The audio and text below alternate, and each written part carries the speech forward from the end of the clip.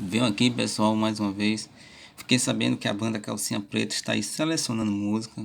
Falei com o Felipe agora, que trabalha na produção, disse que a banda está selecionando músicas.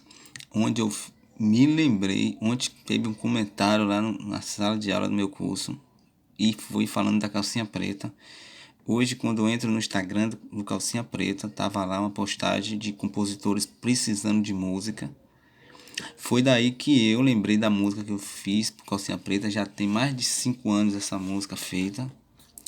E aí eu resolvi ligar para Felipe. Falei com o Felipe que eu ia fazer um áudio e ia mandar para ele. Pois Felipe, está aqui o áudio. O nome dessa música da minha autoria se chama Naquela Cama. E é assim, ó.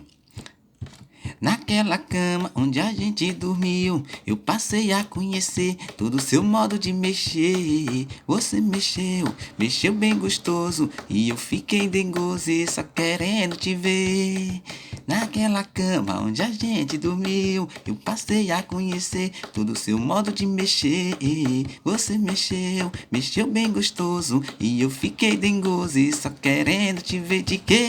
De calcinha preta, minha princesa, de calcinha preta, minha menina, de calcinha preta, meu furacão, você de calcinha preta, abala meu coração. Pode usar a branca, usar a vermelha, mas o que me deixa assim só é a calcinha preta. Pode usar a branca, pode usar a vermelha, mas a que me deixa assim só é a calcinha preta.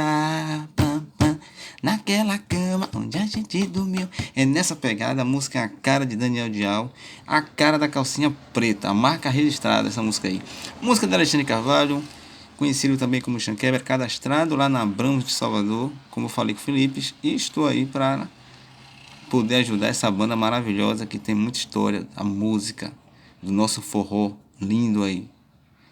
Aquele abraço para toda a produção, espero que a música seja aprovada e tamo junto.